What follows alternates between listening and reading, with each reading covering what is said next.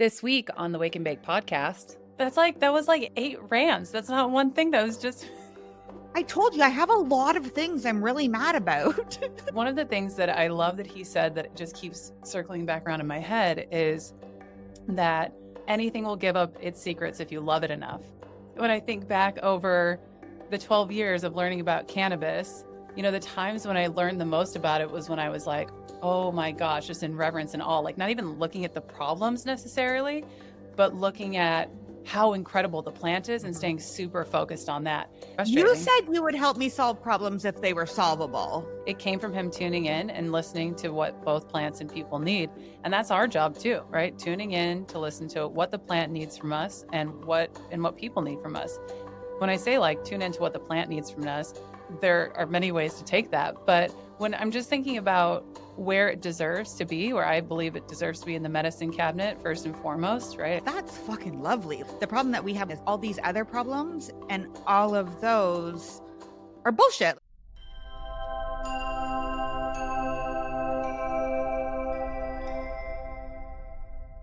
Hello, and welcome back to the delightfully spontaneous and sporadic Wake and Bake podcast.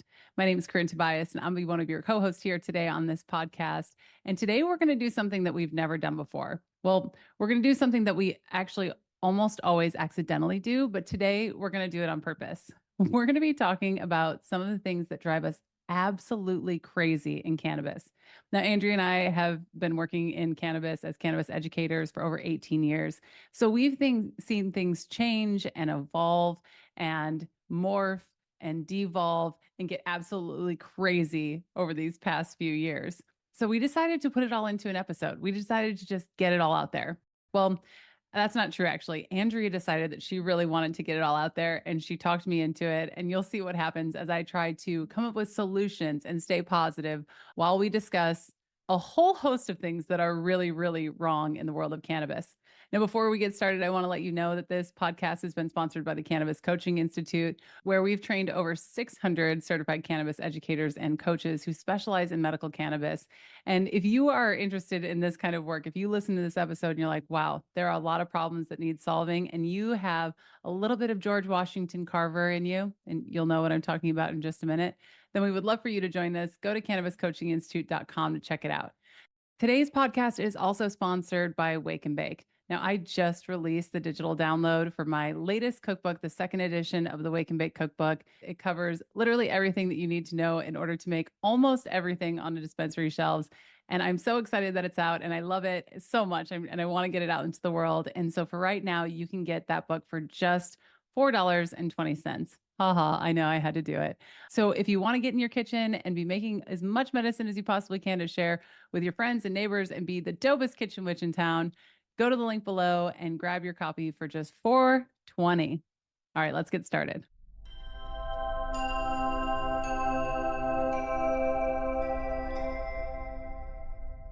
I've now written 2 entire emails about George Washington Carver, and I feel like there's a third one that I need to write about him.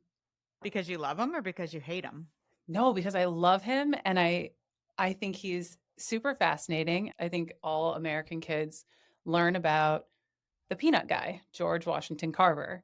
And for some reason, I hadn't thought about him forever. And I was looking for a story that I wanted to tell about someone who was in agriculture, who was a farmer, who did something revolutionary. And so I started looking for people throughout history who have done that, right? And I found George Washington Carver, and I was like, oh, the peanut guy. So I started looking into him, and had this insane childhood, right? He was born into slavery in what they think was maybe 1864.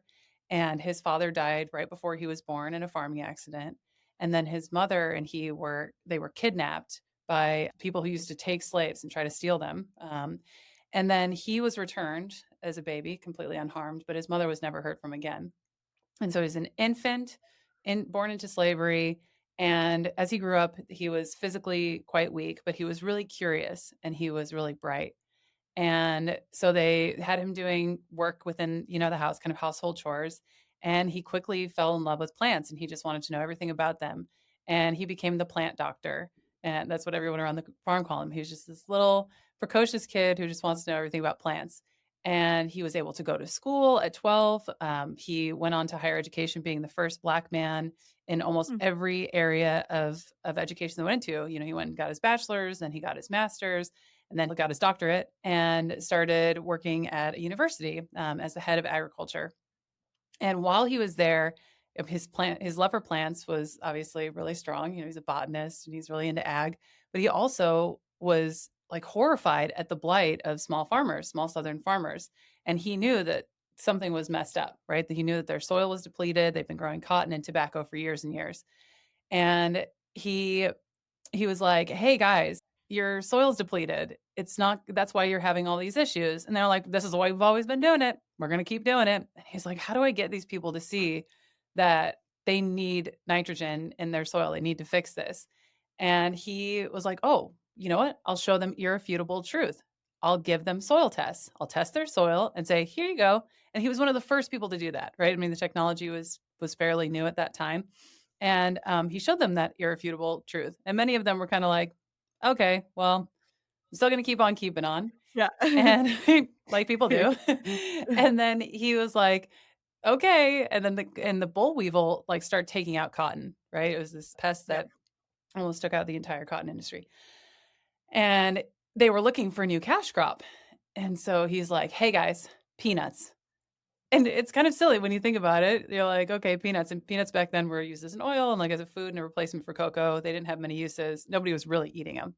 They maybe have some boiled peanuts at the circus or whatever, but there was no peanut butter and jelly, I guess is what I mean to say.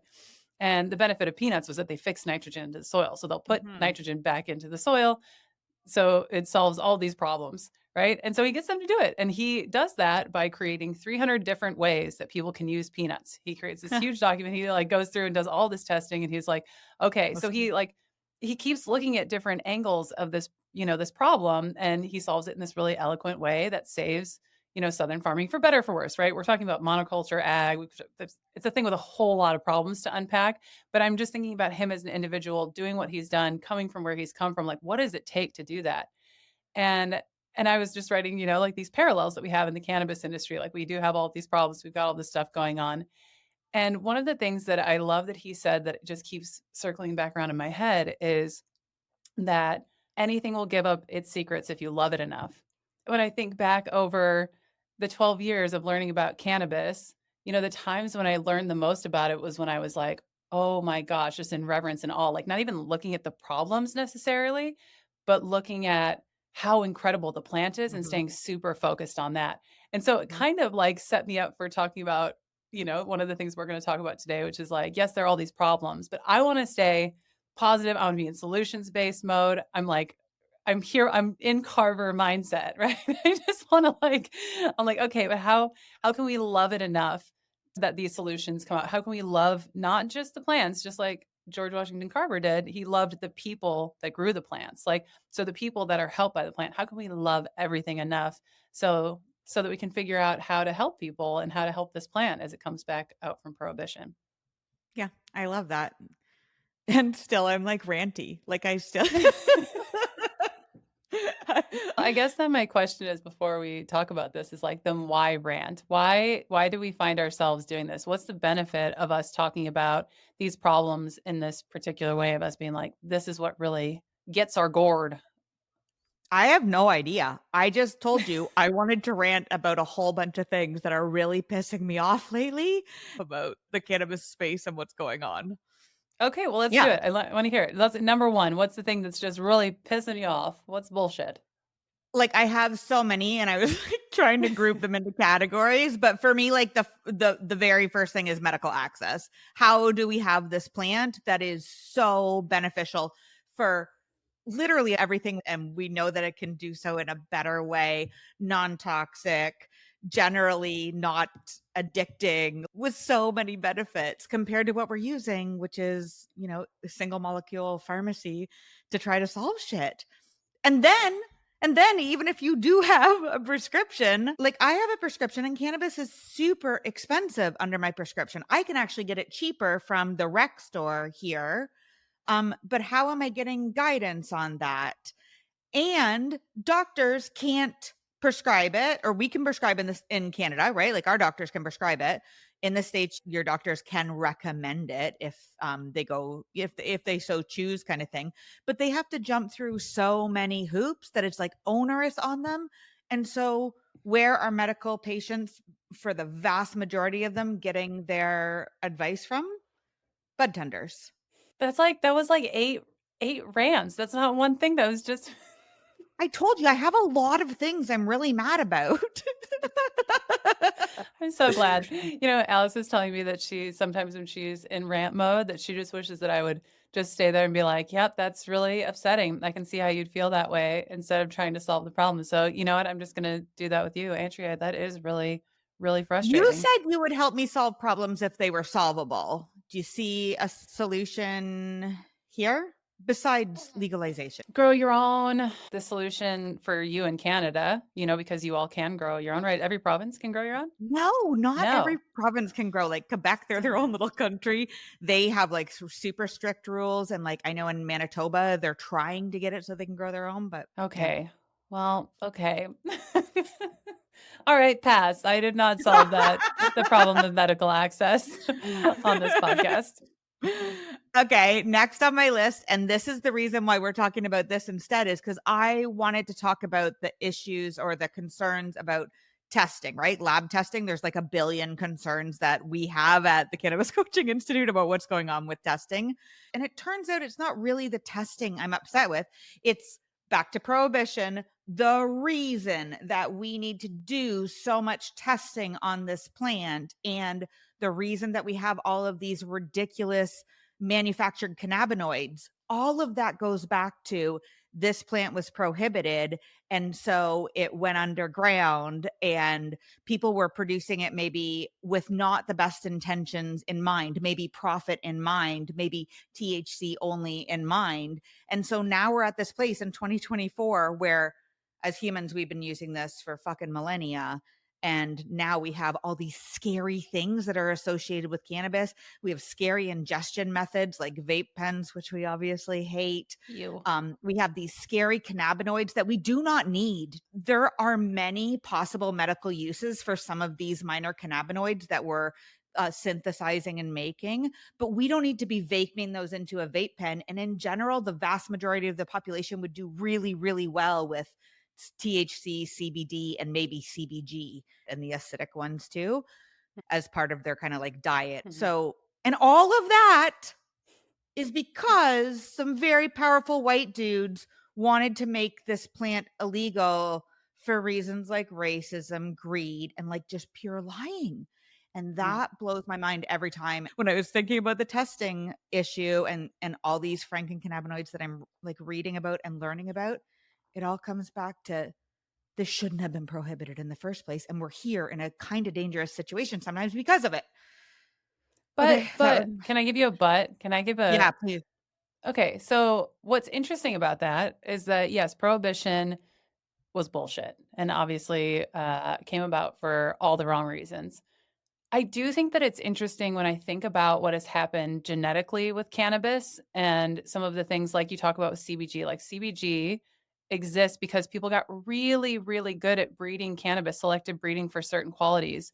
And they were able to start lab testing, to see what kinds of compounds were in cannabis, as part of this whole rediscovery process, which kind of gave us that, right? They could say, oh, well, when I do this and this, then more CBG is produced. I can do that until now we have higher CBG plants. Problem with lab testing isn't that we now know what's in our cannabis. That's fucking lovely. Like I love knowing that there's all these little minors in there and stuff.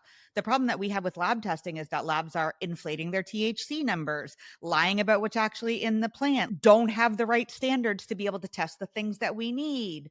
All these other problems, and all of those are bullshit. Like all of those things we don't need to know or we don't need to have. Right. But we do. But that's the thing. It's like George Carver didn't look around and it was like, well, we shouldn't have soil that's completely depleted of nitrogen and we shouldn't have this boll weevil problem, right? Like that's what I'm trying to get us to do is like think outside of the box in a way that, I mean, obviously I was just trying to do a silver lining for prohibition. That was the only one I could come was like, well, CBG, which is terrible. And the other thing is that sometimes people think when they learn about CBG, we have these products now because of really impressive breeders who are doing all of this work. It's not the same for all of these other minors. Like if Yeah. you're trying to breed for THCV, it's possible that you're going to get to a point where maybe you're at like 5 or 10. I don't know. I don't even know if you get up to 10%, but Yeah. is CBG, the reason that we're able to breed for that is because it's already in the plant to begin with. So Right. there would have to be so much more done to breed plants that have all these other minors. But we don't need the And other minors. The minors we are do minors need the for other minor. why don't no, I mean we don't need to make it like Oh, every that doesn't no. we don't need a 12% Yeah. CBC because we don't Yeah. know that we don't even know what that does in the human body. Like I'm sure it's And okay, but like I'm sure CBC has many potential medicinal benefits. But we know that when prohibition happened and cannabis started to be bred, especially like in the 60s and 70s, that it all went indoors, right? Like we used to grow cannabis outdoors for millennia, obviously. When prohibition happened, everything went indoors, and the breeders bred for high THC because was what the market was looking for, because this is a prohibited substance. So you get like the most powerful stuff that you can. So we know that we've bred out a whole bunch of strains that had more balance ratios, like way more CBD in them, way less THC in them, but that those also likely, I don't know if it's likely, that those also probably had more minors. I don't know if I'm making a leap here. My point is, if there was no prohibition, we would have just continued with our millennia of these plants that have grown and adapted to their circumstances. We could have just used those. that's true. I mean, there would probably be no dabs. Like we wouldn't have had any reason for dabs. But this isn't the game we're playing. The game we're playing is solutions. You Okay. rant. I have none. I don't have any solutions. Well, that's I wish I did. next on my list, is because those two are so intricately combined that not only are we making frankencannabinoids, which holy shit, the podcast I just listened to on Curious About Cannabis, and if you haven't listened to that podcast and you are a science nerd, like please go check it out. The stuff that they were talking about people making, like literally just manufacturing these cannabinoids in their labs, and like, did they know what they were doing, and were they blowing themselves up with like actual like lab bombs and stuff, and what are you getting out of it? Like when these two super nerdy dudes are talking about, I don't know, like bumps on a chromatography something, and they're like, we don't know what this bump is. What do you mean you don't know what this bump is? Like, I want to know what you just made. So yeah, and people are consuming it. That's the part. I mean, we're going on a very roundabout way. Now we're talking about frankencannabinoids. There's so many things to be pissed off about in so many different layers, but that there's no consumer protection, and that bump could do something really crazy that we've never seen in the human body before, which like, you know, in reality, it's 2024. We're all part of a large scale, human trial on all sorts of chemistry, like, phthalates, all sorts of stuff. There are all sorts of volatile chemicals in our environment at all times. Not to freak anybody out, but this is the Rant episode. So you kind of tuned in to get a little like, whoa. So we're just giving what you came for. But still, like the idea that not only do we have all these cannabinoids, not only are they manufactured in a way that has no standard processes, not only have they never been, tested in the human body at the levels that these products are created at, right, at these percentages. And they're also creating entirely new compounds that have never been inside of a human body before, and they're selling them at gas stations. And I'm like, what in the actual hell? Or they're selling them at places where people think, oh, I'm getting cannabis. I've heard this is a medicine. I've heard this could be helpful for this, this, and this. So we used to have cannabis as a medicine, and that's what helped to legalize cannabis as it's been, like sweeping across the nations kind of thing. But now, right now, we're in like this really weird state where we can't unequivocally say like cannabis is healthy because there's so many weird products and formulations on the market. And that's insane to me, to be back here a little bit. Yeah, I do feel like we've kind of hit that part. And I talk about this all the time. If you've ever listened to this podcast or been to one of our Q&As, I always joke that like, I thought we'd be done by now. I thought our work would be complete. And then, I figured when things started legalizing in 2012, it was only a matter of time. I was like, it's only a matter of time before people get access. And then shortly thereafter, I realized like, oh, even when people have access, they don't understand this plant at all. And I think that that's if I have a rant, like if I get one rant, I mean, I kind of side ranted on yours, I have one rant. It's just that people still have no idea. They don't know how CBD works, right? These things that I thought, oh, these are basic. We can explain this to people. They don't know how it works. They don't know why. They've, seen it in a soda. They maybe tried it a few times and like, oh no, maybe it works, maybe it doesn't. Things like CBG, like that could be really helpful for people. And people still only know smoking cannabis. I mean, it's the number one category. Category number two is the loathed vape pens. And then category three is low dose edibles filled with sugar and bullshit. And so, like, when you look at the cannabis industry from the outside or from a plant medicine aficionado perspective, you're like, well, that's all okay. But, from my perspective, ingestion is greater than inhalation in almost every situation. And I have some theories on why, but time again, I see when people start incorporating ingesting cannabis consistently over a long period of time, they get better results than smoking cannabis. But that is always what people think about when I say that I work in cannabis, or when I say, oh, I use cannabis for X, Y, and Z in my own health. They assume that I'm talking about smoking, and I'm like, whoa, Yeah. like we're still in the stoner age, like we like we're still just in this thing where the stigma is very real. The effects of prohibition are very much like a dark ages around this particular plant medicine. We also are not giving it its due respect as a psychedelic, as the psychedelic renaissance is coming out, and how powerful it can be for not just your physiological body, not for just for your emotional health, but also for helping shift your consciousness, which I believe many people are starting to realize and come around to. Like, that is a huge basis of health, is being able to shift your consciousness out of what we're locked into, right? Being able to bypass that default mode network and change your actual behaviors and your lifestyle and see things differently, and be able to walk in the world with a little more peace and a little more love and a little more joy. Those things are highly important that get devalued a lot in all these conversations. And so I think that's kind of my bone to pick. That was a lot of bones too. I like put that bone in here because people always say like, hey, we've been using cannabis for thousands of years. But for most of those thousands of years, we were ingesting it. We weren't smoking it. Smoking has like ceremonial history. And yes, some Yeah. people have been smoking it for a long time. But in general, when people were using cannabis, especially right before prohibition, it was in tincture form. And those tinctures were meant to be drank, basically.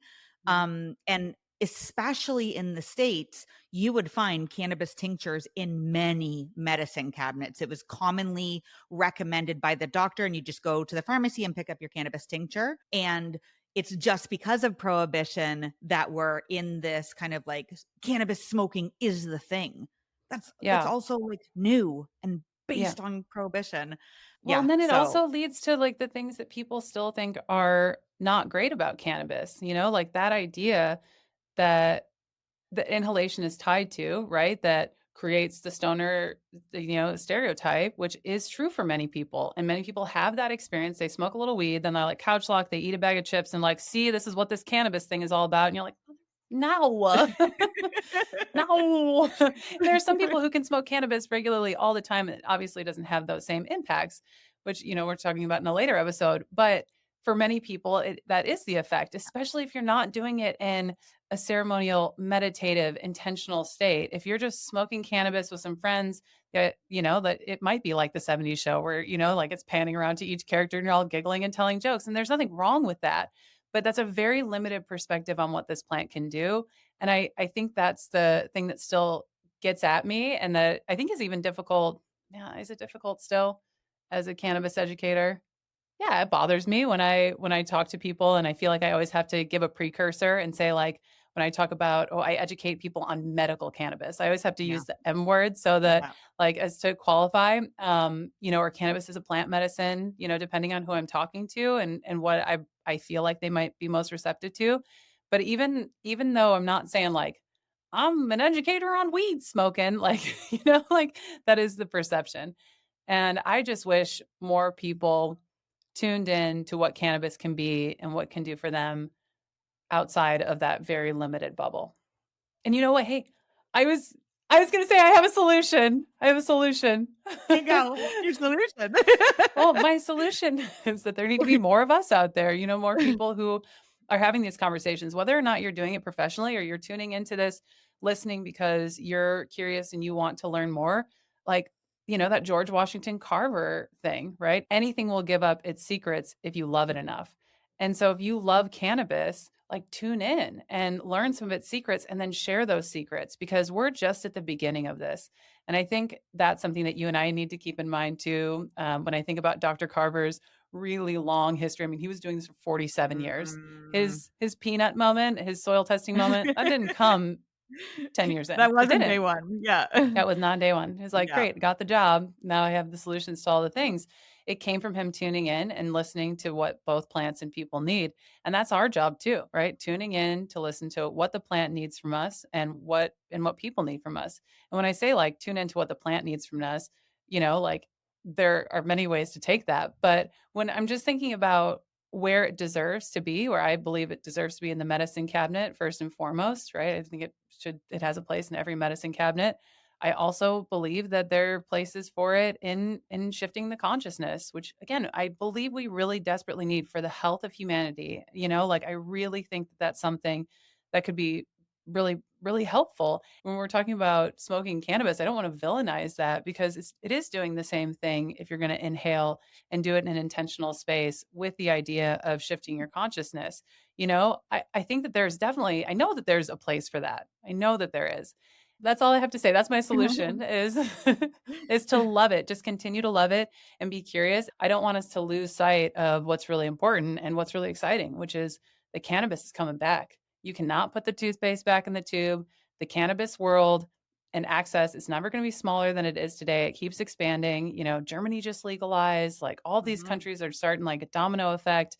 It's having in Europe. So I'm really excited about the level of access. We just can't forget that education is not keeping up pace with the access that we currently have and with the access that is coming. So if you're listening to this podcast, please join us. Please become a cannabis educator. We do have a program. If you're curious about that, you can always shoot us an email at support@wakeandbake.co, or you can go to cannabiscoachinginstitute.com. We train cannabis educators, not just to rant, but to also help people with solutions and answering the questions that kind of come out of this place where people are so in the dark about cannabis and they really don't know how much it can help.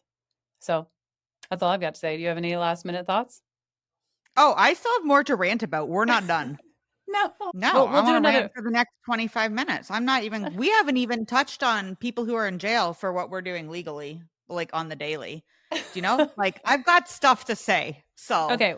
Well, we'll do another one of these. Yeah, we'll come back. We don't want to overload you with too much. Go check out cannabiscoachinginstitute.com. We usually have a free class up there. Maybe there will be a book. Go check it out. Check out the resources, and we'll see you in the next one.